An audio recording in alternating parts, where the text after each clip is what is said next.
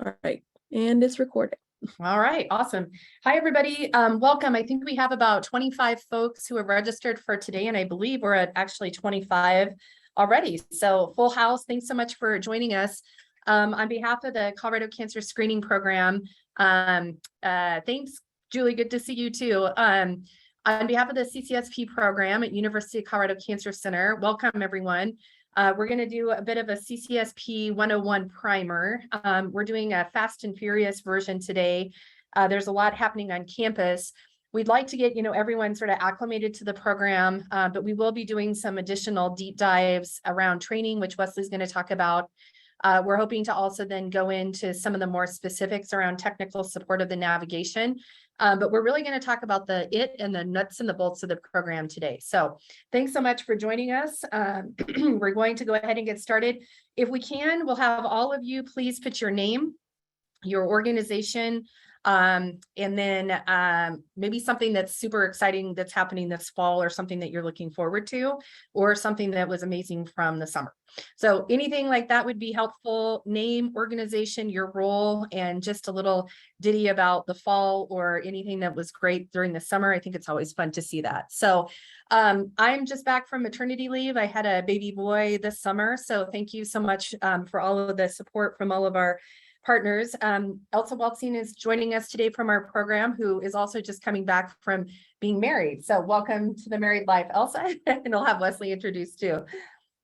Thanks, everyone. Elsa Weltzing, Senior Program Manager for CCSP, and so wonderful to see so many of you on today. Great. And Wesley, I'll have you introduce as well. Hi, I'm Wesley Lighthall. I'm the Patient Navigator Program Manager. I started in July. I've had now a few meetings with CCSP and getting to know everyone slowly through Zoom. And yeah, if you have any technical issues, just let me know in the chat. I'm facilitating from my computer today.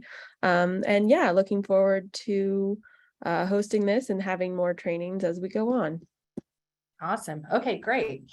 So we're going to go ahead and dive in, everyone. And I want to just thank everyone who's joining statewide. I think that's one of the beauties of the CCSP program. We truly are statewide.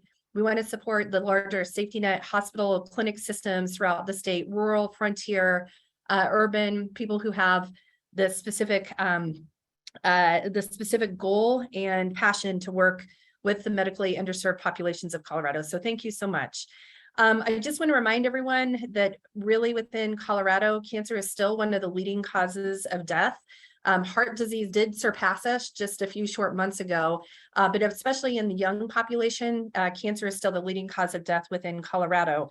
And if you look at ultimately right now where colorectal cancer is, we're still one of the most common.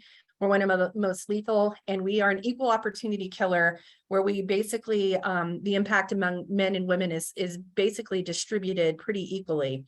The great thing about colorectal cancer, it's one of the few types that there's a number of screening modalities. With colonoscopy, there's a strong sense of prevention.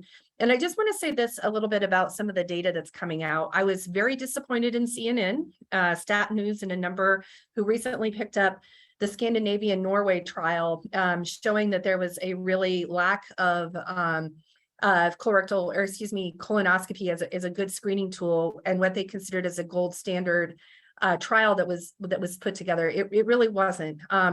It's unfortunate because they had about a 42% adherence rate for that study. People who did participate and had the exam actually showed really strong outcomes in terms of showing colonoscopy as a really effective tool. But I think the study should have read something like, if people got invited to the trial and did the study or did the exam, they did well. If you got invited and you didn't do it, well, of course, there isn't really good outcomes because you didn't have the test. Shame on our media, shame on everyone for putting this sort of crap out into the meta universe, because I think this is where we have a lot of distress. So what we're here today to talk about are the screening modalities. We're here to talk about the import of cancer screening, prevention, early detection.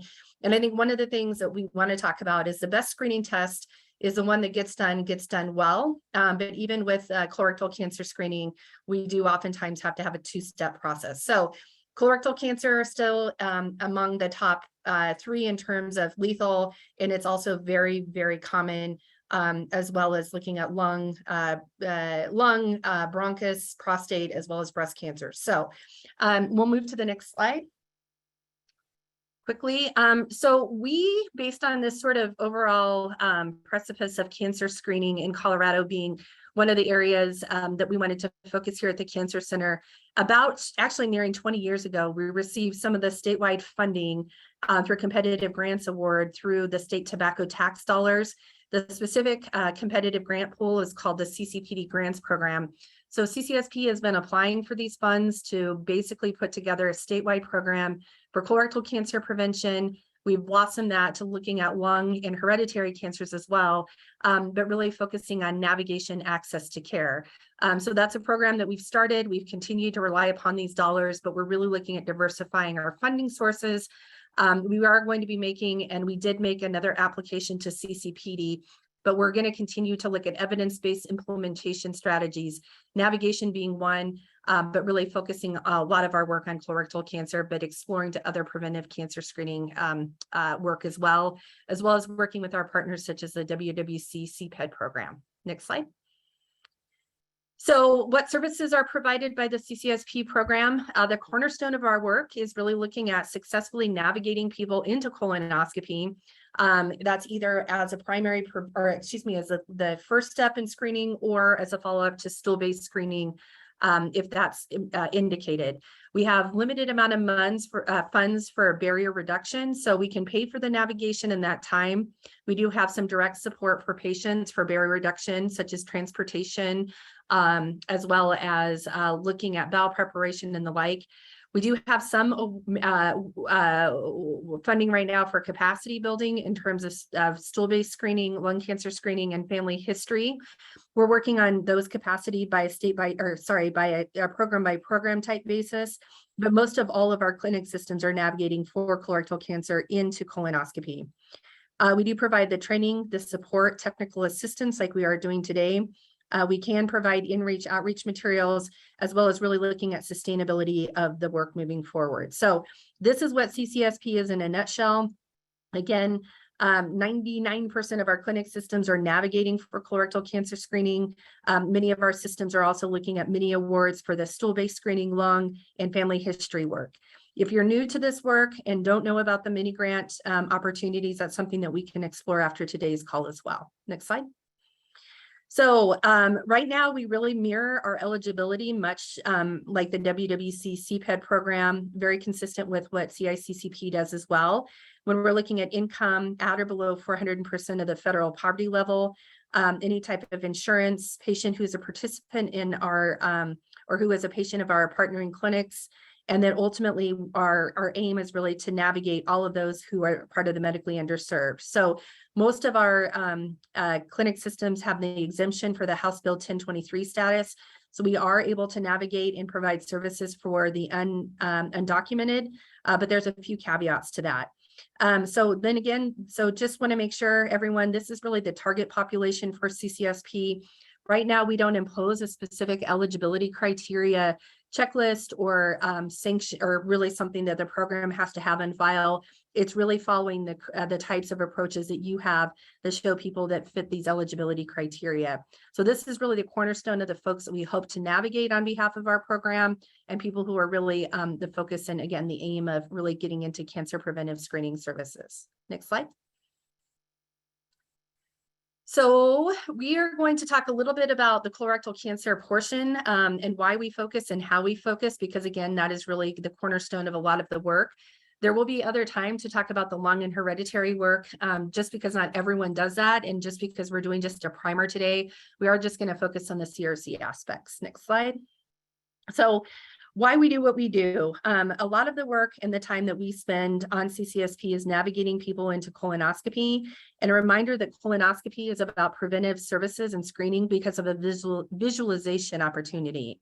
So as many of you know, and I think most of you are probably even more familiar than I with a lot of the medical examinations that are conducted, is we're really looking at the large bowel that acts as a like sort of a tube that helps with digestion and really like the evacuation of waste a nutrient from the body. So when we're looking at endoscopic screening, colonoscopic screening, we're really looking at the visualization of that entire colon.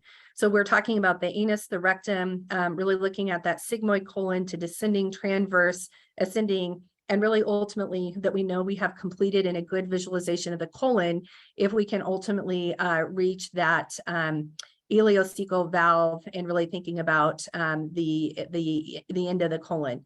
So ultimately, at this point, we really want to focus a lot on this work and really knowing that anatomy, just so we can explain to patients, understand the importance, but also it's going to be really critical as we understand really the type of screening, what we're really the target or what really our goal is full visualization. So bowel preparation, making sure that we have proper sedation. These are going to be really things that are important because if we're using a scope to really examine that whole colon, there's a lot of pieces that Wesley's going to go through that have to be really thought through for thinking about navigation into patients into this type of screening approach. Next slide. So why we do what we do, as I mentioned at the outset, the interesting thing about colorectal cancer is it truly is one of the only types of cancer that can be prevented. And that is because we have what we call the adenocarcinoma sequence as it relates to colorectal cancer. So let me just ask right now, if anybody knows why, and I'll have you write this in the chat, a colonoscopy is recommended every 10 years for the average risk population. So tell me in the chat, why is that? Why is that? Why is that? So I'm going to get some real-time responses from folks. But essentially what happens is that age is one of the biggest risk factors for colorectal cancer, and really like changing of the cells, any sort of dysplasia is something that happens over a period of time. Around age 45, age 50 years old, we start to see this sort of changing of cells really start to be expedited because of the aging process. And a lot of times, CRC is slow growing. That's part of the reason. But what we're looking at is this adenocarcinoma sequence takes about 10 years for a polyp to develop that becomes high grade, high dysplasia that might turn into a cancer. So we have a high grade dysplasia adenoma that could turn into cancer, and that takes about every 10 years. So when we have that colonoscopy type of approach, it's basically the time that it takes is recommended so that we're visualizing so we don't see this sort of sequence continue for the average risk population. Something to keep in mind is that this is a 10 to 15 years, but people who have high risk because of personal family history or genetic syndromes, sometimes this sequence can actually happen within a couple of years or even less than a 5-year time frame. That's why a colonoscopy is oftentimes recommended for those individuals who are at high risk or increased risk beyond average risk population, even more frequent. So this is the name of the game. And the idea is that we remove these polyps with a colonoscopy. You have an opportunity to visualize, but you can also biopsy. You can also lasso these bad boys out. You can take it out. And that's really a great opportunity for prevention and early detection, is removing those adenomas before they become cancer. Next slide. So we do follow the screening guidelines, and this is for all of the work that we do. We follow the clinically recommended screening guidelines from the U.S. Preventative Services Task Force. We also look to a lot of the advice from the American Cancer Society. And for colorectal cancer, we really are thinking of people who are at average risk, no personal family history of genetic or familial syndromes, and also that don't necessarily have any colorectal cancer or adenomas in their family or personally. So these individuals are oftentimes average risk. These are where we have the really strong chance for prevention. These people are typically also asymptomatic. And these are where the folks where we're looking at guideline recommended screening from starting at 45 to 75 years old. The recommendation is a colonoscopy every 10 years for these individuals. If it's a stool-based test, FIT or FOBT, that's annually a test should be performed. Or if it's still stool DNA, that's about every 3 years. So ultimately, average risk population is really looking starting at 40 to 75. You can use any of those types of tests, which we'll talk more about. But if you are 45, basically 45 is the new 50. ACS as well as the USPSTF recommended starting at screening 45, beginning actually back in 2018 up until 2020, 2021. We're now seeing insurance is finally following this as well. But ultimately, the average risk population, we really do need to start at 45. USPSTF guidelines and ACS are now in sync, both recommending that. And most insurance policies follow USPSTF guidelines. Next slide. When we're talking about the increased and high risk population, as I mentioned, we're really thinking people who have personal or family history of a polyp or colorectal cancer. We're also thinking of people that have genetic or familial syndromes as well. And so ultimately, those are the individuals that the only type of exam that really is recommended is a colonoscopy. And these high risk or increased individuals, stool-based tests, stool DNA or FIT or FOBT are not recommended. It is an automatic free pass to colonoscopy. This is based on the U.S. Multi-Services Task Force screening guidelines as well as NCCN guidelines. So again, it's just really important for everyone to remember the average risk population, they do have a number of options. For increased risk, colonoscopy definitely should be recommended, and none of those other tests should be utilized. That is also true for people who have signs and symptoms. So if there's bleeding or any of the indicated weight loss, bleeding, bloating, or anything that really would look like it could be a rule out of a colorectal cancer, a colonoscopy needs to be utilized as well. So, and one thing, and we will spend more time as time goes on, really looking at what is increased and high risk mean, and the genetic and syndromes and the like. But one thing in rule of thumb right now is that ultimately, when we think of family history, we really think of people who've had a diagnosis or had polyps. So for instance, my mom had colorectal cancer at age 41. I should have been screened with a colonoscopy starting at 31. I didn't actually get screened until I was actually about 32, 33, 34. But individually, we're looking at 10 years before that person was diagnosed. The same is true if there's adenomatous polyps. So if Elsa's mother would have had polyps at age 35, Elsa should have actually started at 25. And I'm saying that because Elsa is not now towards the other side of the age recommendation where I am necessarily, but ultimately that 10 years before the first degree family member. And we can go into these in more detail in additional trainings, but it's just really important to remember average risk and increased high risk. There are slightly different guidelines. The colonoscopy is always for increased and high, but there are a bevy of tests for the average risk population. Next slide. So as I mentioned, when we talk about stool-based testing, we're really looking at the FIT FOBT, the FIT or the FOBT, which stands for fecal occult blood test. There's a FIT test, and then ultimately the stool DNA test. There's some information about the pros and cons of each one of these, which we will have you guys read in great detail. What I would say is with the stool-based screening is that ultimately these are things that have to be applied every year or every 3 years. There's no evidence that if you only do it once that you can see any reduction in mortality. That's very, very, very important. The other thing that we have to talk about for visualization exams, for instance, for colonoscopy, colonoscopies are great for, basically a first step. You can find and remove polyps. Not everybody can or will have a colonoscopy. For a stool-based test for average risk population can be very effective as well. Having that said, if you have a stool-based test and something comes up, you have to have a colonoscopy. It's not considered a completed exam if that is not happening, and it's not actually medically recommended to have a stool-based test without having that. So we will go ahead, and I think Katie had a question here. Can you define more precisely number size, family member to guide earlier screening? So yes, we can do that. Hold on just a minute. And then does insurance recognize this? So Laura, let me just start with you. Yes, insurances do cover high risk screening for colonoscopy as well as for those genetic syndromes. It has to be documented, either the family history. It also has to be documented the signs and symptoms. I will say, unfortunately, if there's family history or personal history of colorectal cancer, insurance will cover. A lot of times if people are younger than the age, so younger than 45, if people show up with signs and symptoms, insurance doesn't oftentimes cover these individuals. That's something that the advocacy community is working on. But for average risk population, yes, it's covered from the 45 to 75. For high risk, Also, basically in that period of time, in that age group, yes, if younger than 45, you don't always see insurance cover, specifically if they don't have a documented family history of colorectal cancer, adenomatous polyps, and if it's only signs and symptoms. Kitty, I'm going to have you just share a little, let's see, can you define more precisely the polyps number, size, type, and family member to guide earlier cancer screening?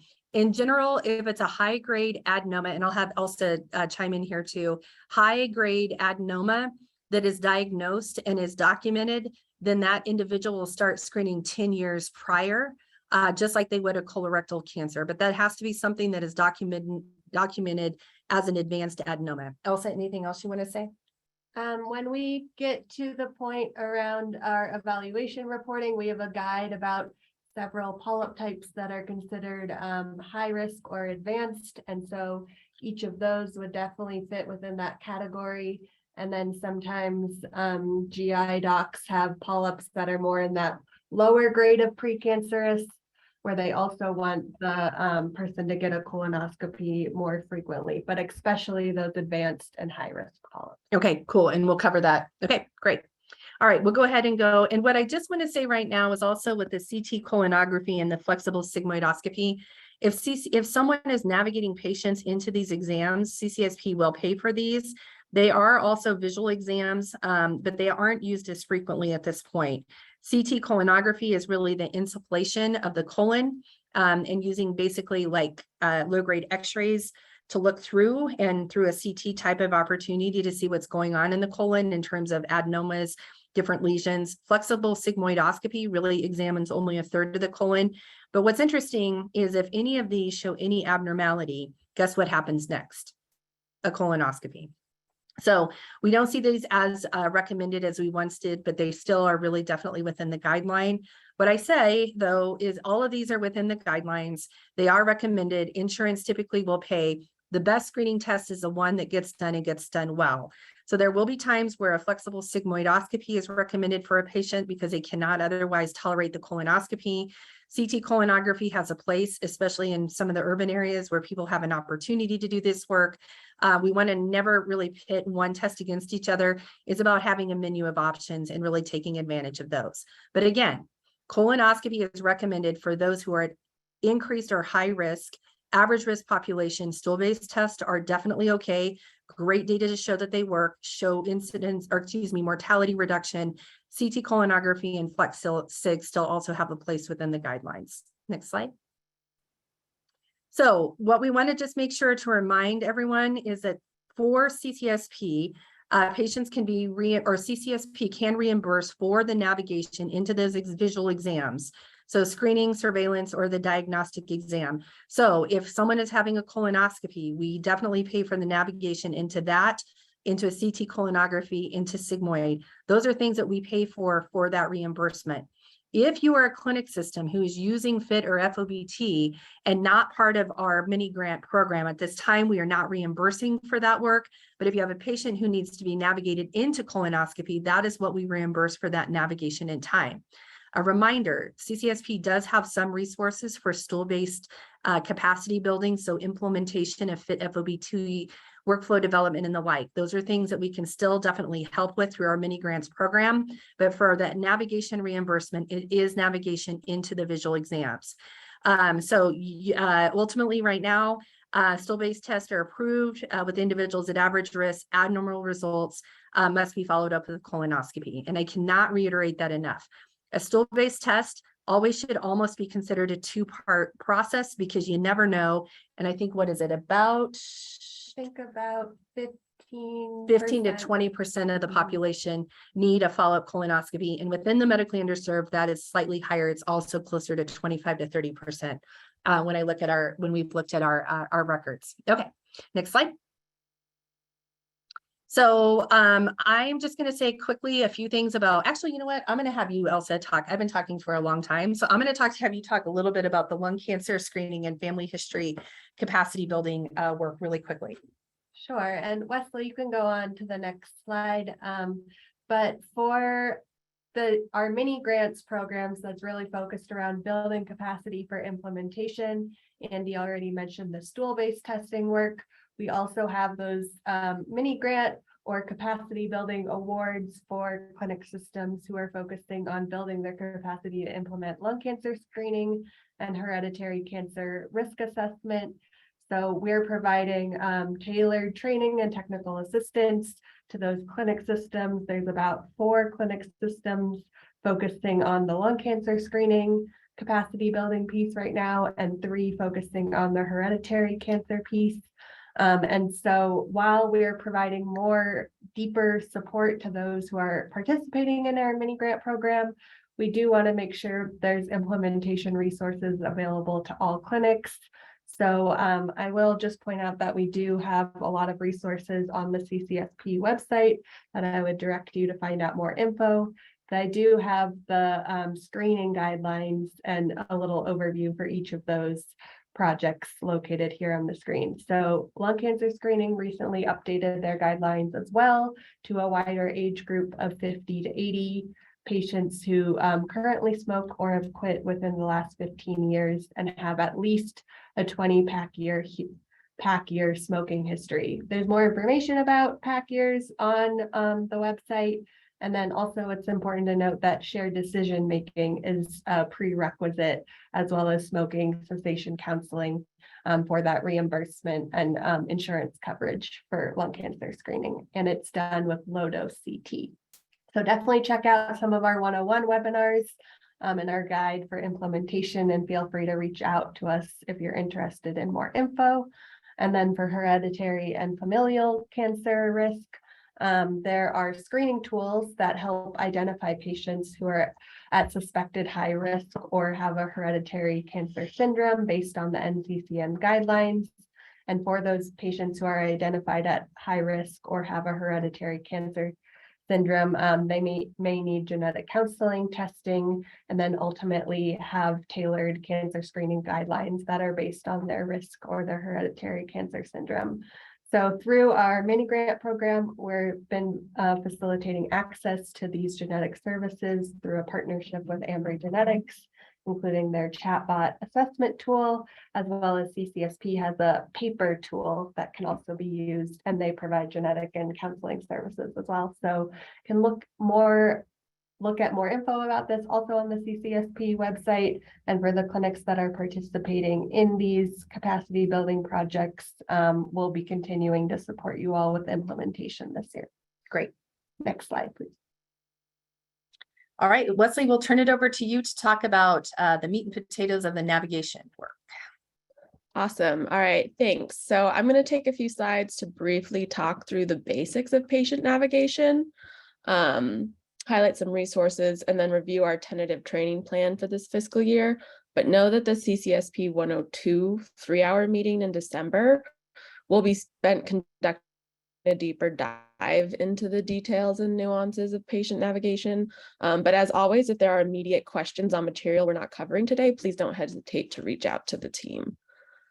So here are the primary activities of a patient navigator: conducting in-reach and outreach, conducting education on the different screenings that will be happening, communication between patient, between provider, between specialists, barrier reduction, so ensuring that transportation, a risk assessment is completed, letting everyone know that all their barriers are addressed and will be overcome so that they can complete their screening on time, conducting reminders, care coordination, determining insurance coverage, and through CCSP, specifically the data collection and reporting piece. So here are the steps that play into each of those primary activities. A strong navigation program incorporates all of these sub-activities, and not all are necessarily conducted by the person in the clinic who serves as the patient navigator or community health worker, just because patient navigation and comprehensive care coordination is a team effort. So it's important to identify roles and responsibilities across the continuum of care. I won't read through every activity listed here, but this checklist serves as a way to ensure you're setting up a strong program and creating a comprehensive workflow for your navigation program. It includes everything from identification of patients in need of a screening, all the way through coordinating follow-up care based on the results of that screening conducted and any additional follow-up work there. We had a number of people provide feedback on our evaluation that they would like more of a deeper dive into navigating a cancer diagnosis. So that's one of the trainings that we have planned for the remainder of this year. But knowing that there are all these steps that go into creating this comprehensive navigation program. So on the right here, there's hyperlinks to resources from the CCSP website. Andy and Elsa have referenced that a few times, and I'll send out the links and the slides after this, as well as the recording, so that you can go and find the specific resources listed here.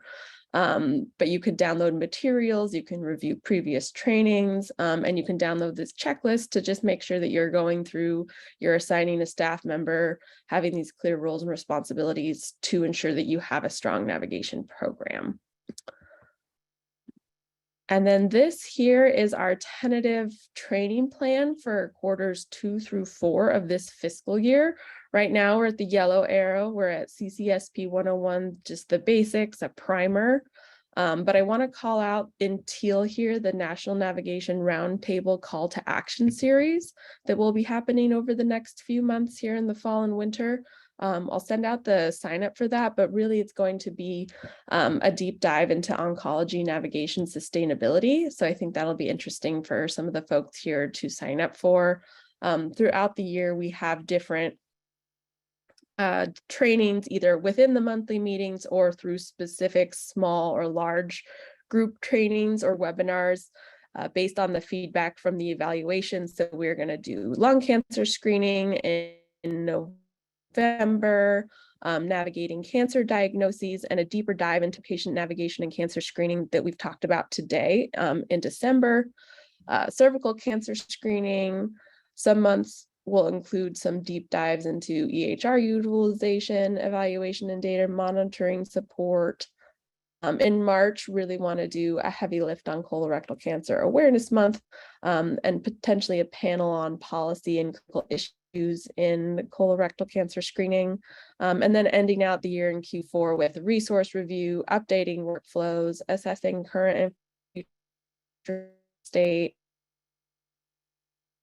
transitioning grant cycle. This plan can be subject to change based on feedback. If you all know of any relevant trainings that we can share with the CCSP group, can add it on here, but wanted to share that we have a comprehensive list of trainings planned for the rest of this fiscal year and can add to it as needed. All right, Elsa.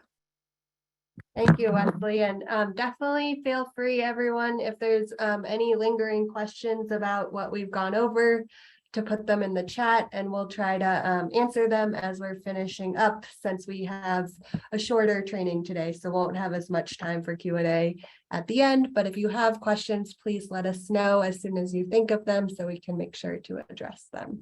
The last part of our quick CCSP 101 today is going to be focused on the basics of the monthly reporting for the colonoscopy and visual exam navigation work.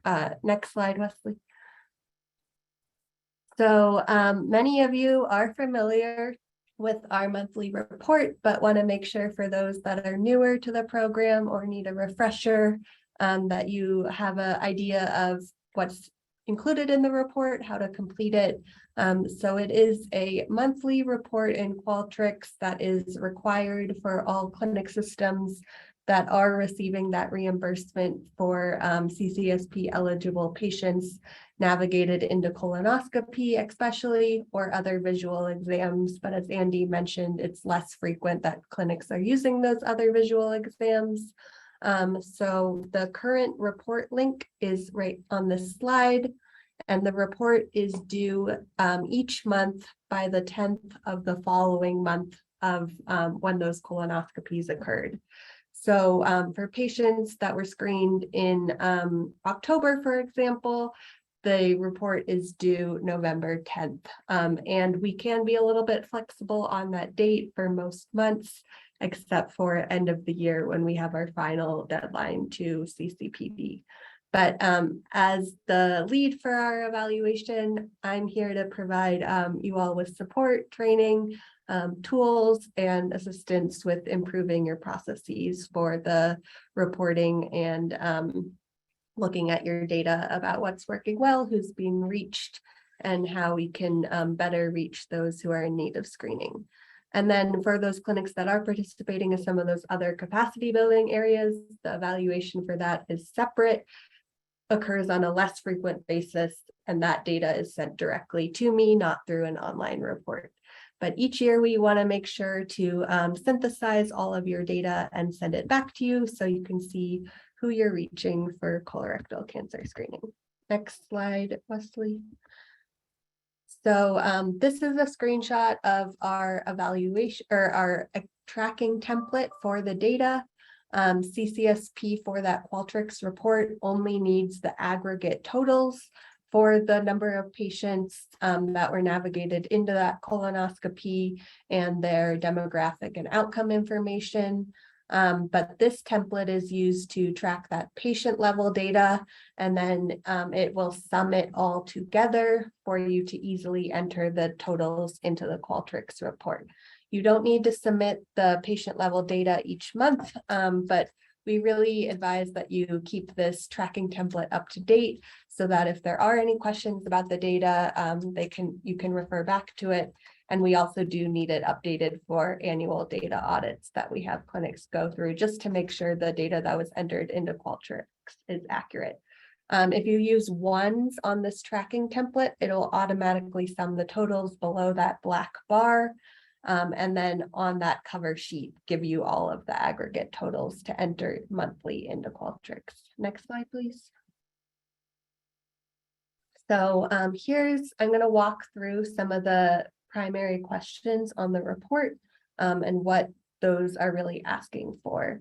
So in addition, after you enter in what your clinic system is on the report on that cover sheet, who's filling out the report, first question it'll ask you about is how many total patients were navigated into colorectal cancer screening colonoscopy or other visual exams, as well as those that are CCSP eligible specifically.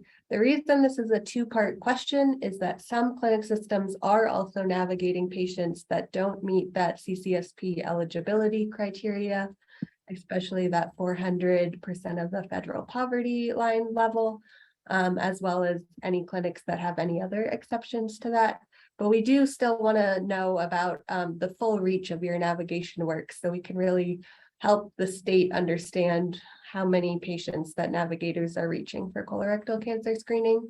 So if your total includes patients that are also not CCSP eligible, that's when the total number would be more than the total for CCSP eligible patients. But if you're only navigating CCSP eligible patients, the total and the CCSP eligible patient total will be the same.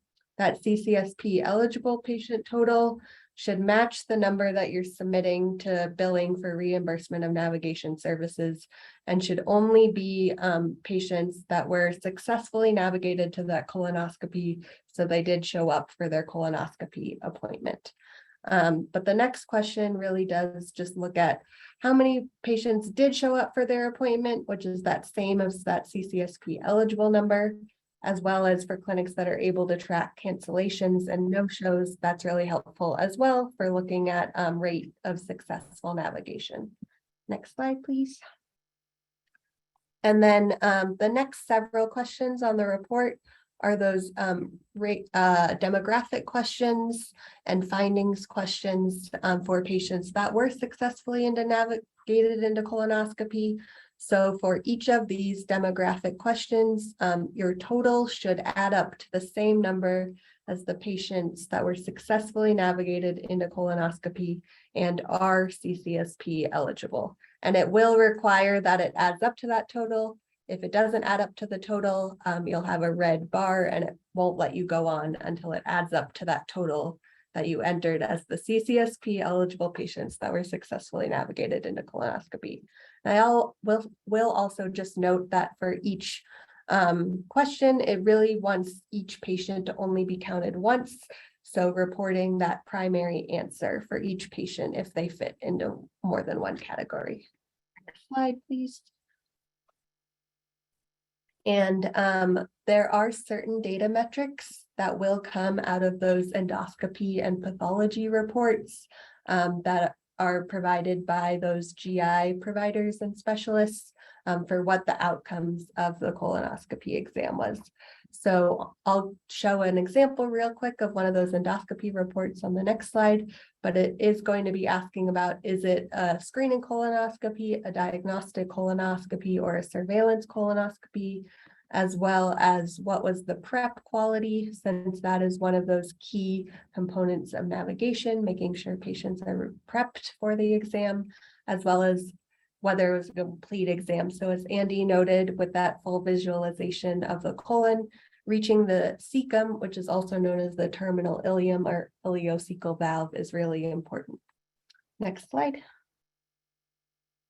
And then this is just an example of a colonoscopy or endoscopy report. So I'll have you all look at this on your own time in great detail, but it does answer all of those questions for the reporting that was on that previous slide, those 3 questions. Next slide. And then pathology report. So on the endoscopy report, it'll mention if any polyps were found. If any tissue was removed during the colonoscopy, there will be a pathology report. And on that pathology report will be that final diagnosis of what type of polyp was it, was there cancer identified? But if there were no polyps detected, there will not be a pathology report. So, and if patients have more than one polyp identified, only the most serious will be reported on our Qualtrics report. Next slide. And then this is that, as we mentioned before, that guide of polyp categorization of how high risk is the polyps that were found. So with our medical advisory team, we separated out polyp types for our purposes as benign, a little bit more high risk of cancer, precancerous, and then high risk and advanced. And so under each one of these are the most common polyp types that would be noted within each of those categories. It's really important to look at the size of the polyp as well as the presence of dysplasia. So for example, a hyperplastic polyp that's smaller than a centimeter would be considered benign, not likely to turn into cancer. But a hyperplastic polyp at the bottom here under high risk and advanced that's larger than 1 centimeter moves all the way up to that high risk and advanced category because of the size. So really looking at that dysplasia and the size can be really important for how high risk it is. And based on this risk level, the GI provider will recommend how frequently the patient needs to return for their next surveillance colonoscopy if a polyp was found. So we recommend that you get familiar with this guide, download it, have it easily accessible when you're going through your monthly evaluation report. And if you need any assistance with identifying polyps, please let us know. Next slide. So this is just an example of a pathology report as well. There's that final diagnosis that it's hyperplastic, no dysplasia. And if you look lower down, you can see it's a small size. Next slide. So just some quick tips for accurate reporting, making sure you're using that data collection template, keeping it up to date, familiar with the full CCSP eligibility criteria. And yes, we can reimburse for patients that are younger than 45 if they're in need because they're high risk, as well as those screening, surveillance, and diagnostic colonoscopies. We really recommend your clinic system is tracking no-shows, cancellations, cross referrals to other programs, because it really does help us make the case about the full extent of navigation and how successful it is. And then really look at that polyp categorization guide And if you have any additional data that you need to report that didn't make it into your original report, let me know, and we'd really like to get that data so we can reimburse you. More information about all the evaluation reporting is on our website, and we're happy I'm happy to go over anything one-on-one with anyone. And a quick reminder, everyone, that today is a primer. It's like a 101 of a 101. So we have gone through the information that are the key points, critical components. But as Wesley said, there will be a 3-hour training in December that will go into the navigation components, and also we'll have a chance to revisit all the evaluation work as well. For those of you who are new to navigating, spending some time with that sheet that Wesley had to really think about what she talked about for care coordination, team-based care, about who's doing what would be great to do before December, really reviewing with the reports you're receiving and the information also went through before December will be super helpful. We would say that most people who navigate and work with CCSP come to the trainings 1 to 3 times just to become very familiar with the work and to really nail down. So we thought it would be important today to get those key elements. So that way we're really ready to rock in December for our 3-hour training. So Elsa, do you have a next slide as well? Yeah, this is the last slide, or just last slide. I'm just going to mention, we're not going to go too much into the billing today, but those monthly invoices should be sent to our finance team, who's listed here, as well as myself copied. And those should match those numbers that are in our evaluation reports as well. There's, next slide, please, Wesley. There's also a barrier reduction invoice. And as Andy mentioned, we do have limited money for barrier reduction. Some of the examples of what we can support clinics with for barrier reduction is listed on this slide. So if you're interested in using those funds, please let us know. Next slide. And then lastly, here's just another reminder of all of our resources that are on our website. So there's many supplemental resources for our trainings that go into more details and have examples of information to really help you with your navigation work. We're happy to review any of those with you one-on-one, and here is our contact information as well. Wesley also just put the evaluation from today's briefer CCSP 101 in the chat. So we'd really love if you could take a minute to fill that out and let us know if this was helpful as a primer for a deeper CCSP 101 training. All right, well, we have reached the end of our time. I haven't seen any other questions in the chat, but if anyone else has anything, please feel free to reach out to any of us and we'd be happy to support you. And really looking forward to our next CCSP 101 in December. Have a great day, everybody. Thank you. Thank you. Bye-bye, everyone.